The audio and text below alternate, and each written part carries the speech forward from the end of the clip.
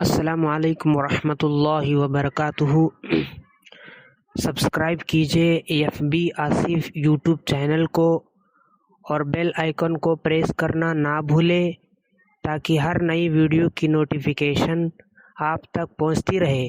السلام علیکم ورحمۃ اللہ وبرکاتہ۔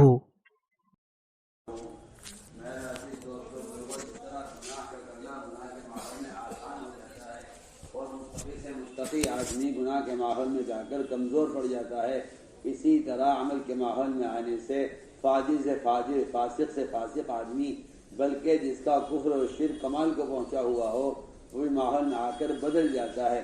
اس لیے اجتماعی اعمال کا قائم کرنا امت کے ذمہ ایک بنیادی فریضہ ہے۔ میں نے صبح بھی عرض کیا تھا، کہاں جا رہے ہو بھائی، بیٹھ جاؤ۔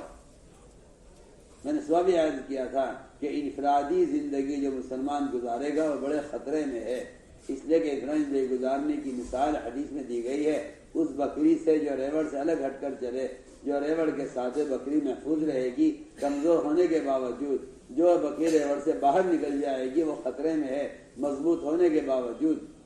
حدیث میں اس مثال کے دینے کا مقصد ہی یہی تھا کہ امت اجتماعی اعمال پر جمع رہے۔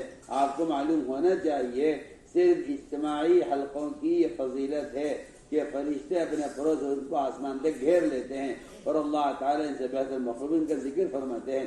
ہر سنادی مثال دے کر، جس طرح مرغی کے انڈوں میں حیات پیدا ہو جاتی ہے مرغی کے پروں کی تاثیر سے، اس طرح ہمارے دلوں کے اندر ہدایت کا نور اترے گا فرشتوں کے پروں میں رہنے سے۔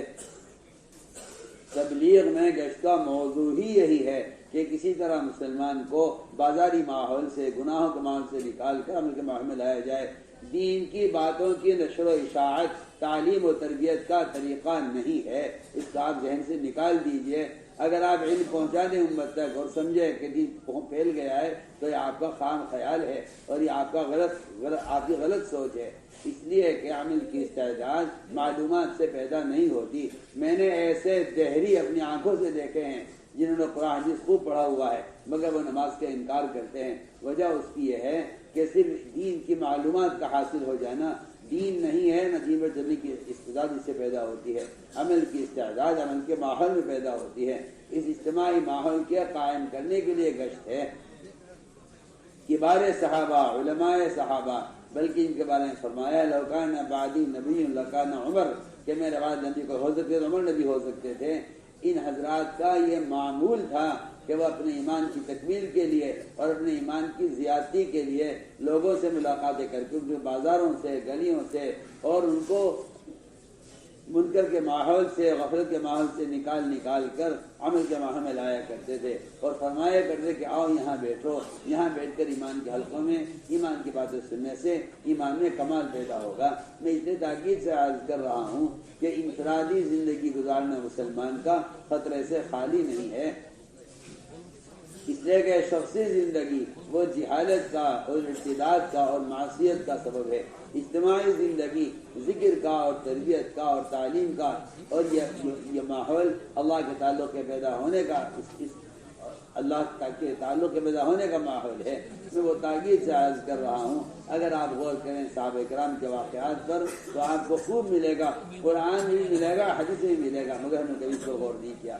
ہم سمجھتے ہیں دینی کتاب حاصل کر کے دین حاصل ہو جائے گا۔ میں آپ سے یقین دو بار عرض کر سکتا ہوں کہ دینی کتابوں سے انہیں فائدہ ہوگا جن میں عمل کی طلب ہوگی، جن میں عمل کی طلب ہی نہیں ہے۔ آپ مجھے بتائیے تو صحیح، جو آدمی علاج کرنا چاہتا ہی نہیں ہے، جس کو اپنی بیماریوں کی خبر نہیں ہے کہ اس کے اندر کیا بیماریاں ہیں، آپ مجھے بتائیے تو صحیح، کیا وہ دوا استعمال کرے گا جس کو بیماری کی خبر نہیں؟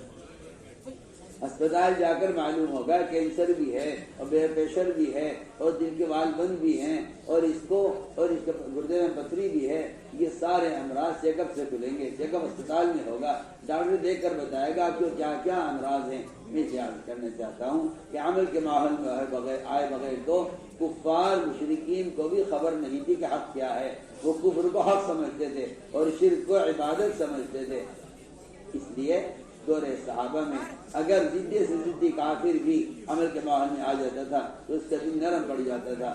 آپ کو معلوم ہونا چاہیے کہ عمر رضی اللہ تعالیٰ عنہ حضور اکرم صلی اللہ علیہ وسلم کے قتل کے ارادے سے نکلے تلوار سدی ہوئی ہاتھ میں تھی، لیکن ان کی بہن کے گھر میں قرآن کو صحیح کرنے کا حلقہ چل رہا تھا۔ وہاں سے عمر رضی اللہ عنہ کا دل پلٹا ہے۔ آپ کے دل میں تو کوئی اہمیت اور آپ کے دماغ میں تو کوئی حیثیت ان اعمال کی نہیں ہے۔ آپ سے سمجھتے کوئی پروگرام ہے، کرنا چاہو کر لو، نہ کرنا چاہو نہ کرو، کوئی ضروری نہیں ہے۔ حالانکہ آپ کو معلوم ہونا چاہیے حضرت عمر کی ہدایت کا ذریعہ جو بنا ہے وہ ان کی بہن کے گھر میں قرآن کو صحیح کرنے کا حلقہ حضرت عمر کی ہدایت کا ذریعہ بنا ہے، وہ بھی اس وقت جب وہ محمد صلی اللہ علیہ وسلم کے قتل کے ارادے سے فیصلہ کر کے نکلے تھے۔ ہندا وہ عورت ہے جس نے حمزہ کا کلیجہ چبایا ہے، اس کا کفر و شرک اس حد کو پہنچا ہوا تھا کہ حمزہ کے قتل کے بعد اور ان کو مسلح کرنے کے بعد بھی اس عورت کو تسلی نہیں ہوئی۔ اس نے کہا کہ ان کا کلیجہ نکالو ان کے سینے سے، میں اس کو چباؤں گی۔ ایسی عورت کو ہدایت کے لیے صرف صحابہ کرام کے رات کے اجتماعی عبادت کے ماحول سے ملی ہے۔ آپ پر یہ لگائے آپ کے دماغ میں کسی نے یہ دکھا دیا ہے کہ ان عمل کا کرنا کوئی فرض لازم نہیں ہے، تبلیغی کام پہ لازم ضروری نہیں ہے، حالانکہ ہر مسلمان کے ذمہ دعوت دینا فرض عین ہے۔ ہر مومن کے ذمہ دوسروں کو دعوت دینا فرض عین ہے، جسے آپ فرض کفایہ سمجھ کر چھوڑے ہوئے ہیں۔ دعوت کو فرض کفایہ سمجھنا امت کے امتداد کا سبب ہے۔ دعوت کو کیا سمجھنا؟ دعوت کو فرض کفایہ سمجھنا امت کے امتداد کا سبب ہے۔ میری بات آپ کو سمجھ آئے گی۔ دعوت اللہ کو فرض کفایہ سمجھنا امت کے امتداد کا سبب ہے۔ آپ لاکھوں پلیٹ چھاپ لیجیے، اس سے امت امتداد سے ہٹ نہیں سکتی۔ آپ بازاروں میں اشتہار لگا دیں سود کھانا حرام ہے، مسلمان سود چھوڑ نہیں سکتے۔ لیکن صاف طور پر کہتا ہوں، اگر کوئی چینی کا ویپاری اور شکر کا تاجر چونٹیوں کو روکنے کے لیے اپنی بوری پر نمک لکھ دے تو مجھے آپ بتائیے دن سے کیا یہ چونٹیاں بوریوں کو چھوڑ دیں گے؟ نمک لکھا ہوا دیکھ کر بتاؤ، آنا میں تو جواب دے۔ کتنی آسان مثال ہے،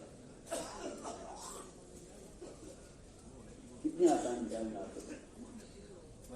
تو بیچارہ پریشان تھا دکاندار کہ یہ چونٹیاں یہ بوری پر کیا کروں، نمک لکھ دو۔ یہ بتائیں، یہ چونٹیاں نمک لکھنے سے بوری کو چھوڑ دیں گی؟ اس طرح ان چونٹیوں پر نمک لکھنے سے کوئی مطلب نہیں ہے۔ اس طرح گناہ کے جو لوگ عادی ہو جاتے ہیں ان کو لکھے ہوئے سے کوئی مطلب نہیں، لکھے ہوئے سے۔ اور آج یہ سمجھتے ہیں کہ بات پہنچا دی، بات پہنچ گئی۔ میں کچھ اور عرض کر رہا ہوں، میں کہہ رہا ہوں کہ اگر مسلمان نے انفرادی دعوت دینے کو فرض عین نہ سمجھا تو دین مٹے گا اور امت میں فساد آئے گا۔ علماء فرماتے ہیں کہ ہر فرد کے ذمہ دعوت دینا فرض عین ہے، ہر فرد کے ذمہ دعوت دینا عام فرمایا، من رأى منکم منکرا فلیغیرہ بیدہ۔ یہ عام ہے ہر مرد عورت کے لیے کہ جو منکر ہوتا ہوا دیکھ رہا ہے، مرد ہو یا عورت ہو، اس کے ذمہ دعوت دینا فرض عین ہے۔